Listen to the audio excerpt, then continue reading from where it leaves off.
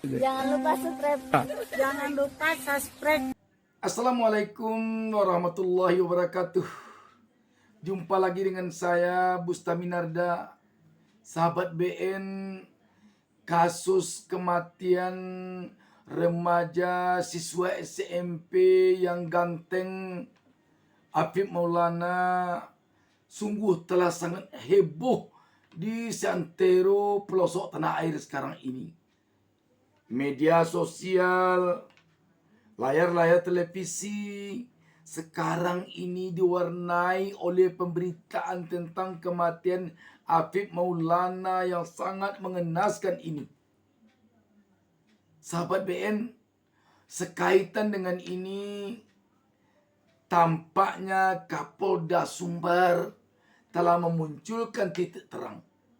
Kapolda Sumbar telah mengakui bahwa dalam penanganan kasus ini ada kesalahan prosedur. Saya akan bacakan berita tentang hal ini. Berita 1 menurunkan berita di bawah judul Kapolda Sumbar akui anggotanya salah tangani pelaku tawuran di Kuranji.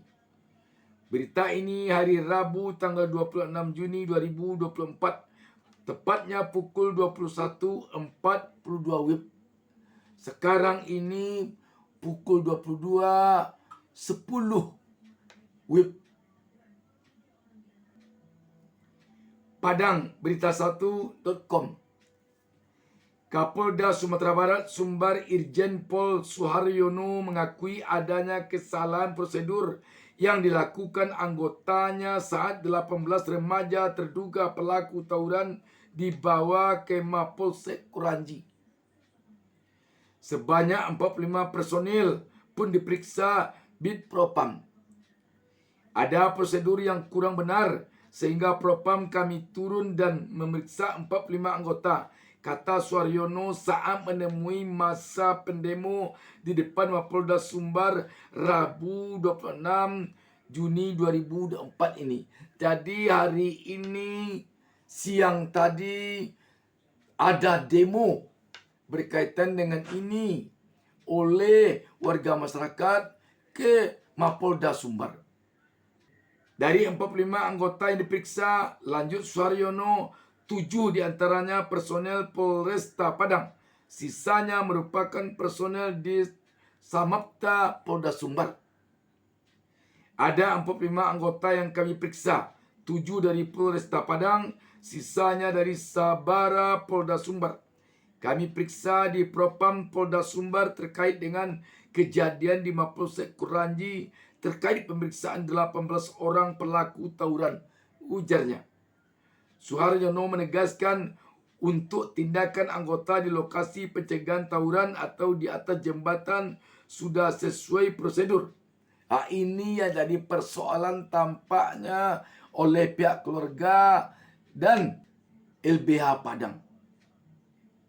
Di satu sisi informasi mengatakan bahwa Afif diduga terjun dari jembatan ke dalam sungai yang airnya sekitar setinggi mata kaki itu. Sedangkan di pihak lain, pihak keluarga dan LBH Padang mengatakan diduga dia tidak terjun dari atas ke bawah, tapi kuat dugaan dia disiksa oleh oknum polisi. Inilah tampak oleh kita yang berseliweran pemberitaannya di media sosial dan di televisi dan di pemberitaan media online selama beberapa hari ini. Bahkan dalam hal ini kita melihat LBH Padang telah membawa kasus ini ke Komnas HAM. Dan LBH Padang pun telah mendatangi LPSK di Jakarta untuk minta perlindungan saksi. Kompolnas pun kita melihat telah turut menangani persoalan ini. Namun apapun namanya, tampaknya yang penting sekarang ini pihak korban, orang tua, paman atau mama di Padang, saudara-saudara dari Apip Maulana almarhum tentu menginginkan mereka mendapatkan rasa keadilan terhadap anak mereka, keponakan mereka, cucu mereka, sanak saudara mereka yang telah meninggal ini. Kita lanjutkan membaca berita ini. Kalau yang di Mapolsek Kuranji ada yang melampaui kewenangan anggota yang bersangkutan. Ada 4 tuntutan. Informasi yang kami dapat dan sedang kami dalami sehingga 45 anggota kami diperiksa Propam Polda. Tegasnya, kalau memang dalam pemeriksaan terbukti bersalah, akan kami lakukan tindak tegas. Hukuman kami informasikan ke publik, sambungnya. Dan inilah yang diharapkan oleh rakyat, oleh masyarakat, oleh keluarga atau pihak keluarga almarhum sekarang ini. Siapapun yang bersalah, kendati pun pihak Polri sekali yang bersalah, harus mendapatkan hukuman yang setimpal. Ini yang diharapkan oleh rakyat, oleh publik, oleh pihak keluarga Apip Maulana. Dan tentu juga sekaitan dengan ini, harapan pihak keluarga dari Apip Maulana kepada Pak Kapolda Sumbar, Pak Suaryono, benar-benar berpegang kepada prinsip upaya mendapatkan keadilan bagi rakyat. Kalau di Minang ada prinsip yang mengatakan, walaupun dia kerah di hutan, kalau benar disusukan, walaupun dia anak kandung, kalau tidak benar dilepaskan. Karo di hutan disusukan, anak di pangku dilapekan, dan bana diasak jangan.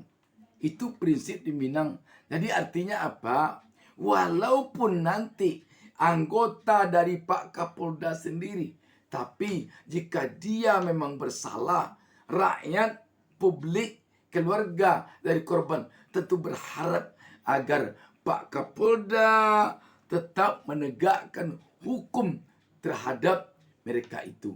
Walaupun rakyat biasa, walaupun dia rakyat jelata, seperti keluarga dari Apip Maulana ini, kalau dia memang benar, tentu rakyat mengharapkan mereka nanti mendapatkan rasa keadilan.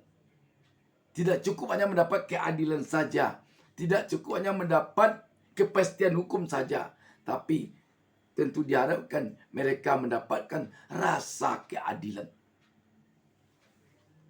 Sahabat BN, ranah Bundo, ranah Minang tentu akan menangis apabila keluarga Maulana nanti tidak mendapatkan rasa keadilan. Sebaliknya, ranah Bundo, ranah Minang hanya akan berhenti menangis apabila nanti mereka, para keluarga dari pihak almarhum Apip Maulana telah mendapatkan rasa keadilan. Yang namanya penegakan hukum dan keadilan tentu tiba di mata tidak boleh dipicingkan, tiba di perut tidak boleh dikempiskan. Artinya apa? Memang benar-benar harus adil dalam pengertian yang sesungguhnya. Melihat kehebohan dari kasus ini,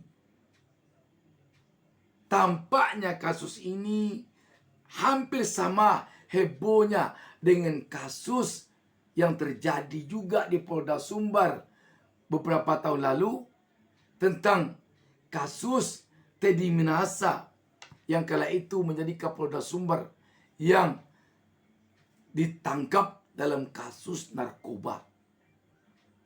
Saat itulah Sumbar heboh. Dan setelah itu barulah sekarang Sumbar begini heboh.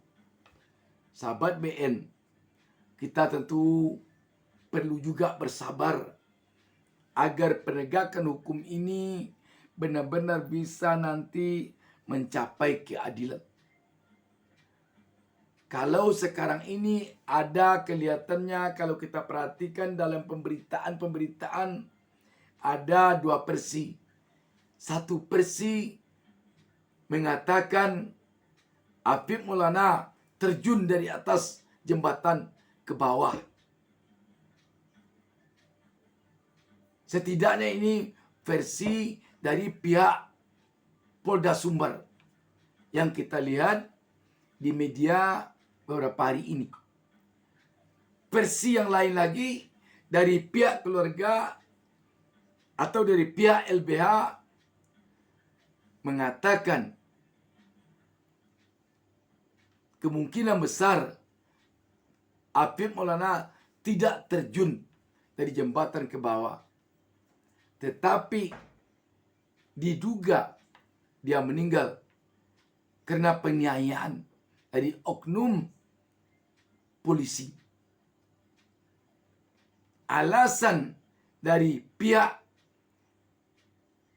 yang punya versi kedua ini tampaknya melihat tingginya jembatan itu dari dasar sungai, yang sungai airnya begitu dangkal.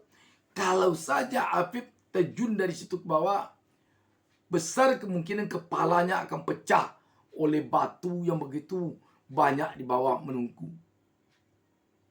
Tetapi ketika dilihat, Habib tidak ada kepalanya pecah, kaki dan tangannya pun tidak ada yang patah. Satu lagi, menurut versi yang kedua ini, kalau Habib ini terjun, tentu paling tidak dia akan ditemukan di sebelah kanan jembatan atau di sebelah kiri jembatan. Tetapi ini dia ditemukan jasadnya persis di bawah jembatan itu. Kurang dapat diyakini kalau Habib Maulana melompat dari jembatan akan masuk ke bawah jembatan sesampai di dasar sungai. Kalau dia melompat sebelah kanan jembatan, dia akan terlempar ke sebelah kanan jembatan. Kalau dia melompat ke sebelah kiri jembatan, dia akan terlempar ke sebelah kiri jembatan. Ini ditemukan persis di bawah jembatan, di tengah badan jembatan itu. Namun semua ini seperti kita singgung tadi, tentu saja sekarang ini publik, rakyat dan keluarga korban berharap pihak penegak hukum di sini, terutama tentu pihak Polda Sumbar, benar-benar hendaknya transparan, tanpa pilih kasih di dalam melakukan pengusutan kasus ini. Semoga kasus ini cepat tuntas dan Sumbar tidak heboh lagi di tingkat nasional. Wassalamualaikum warahmatullahi wabarakatuh.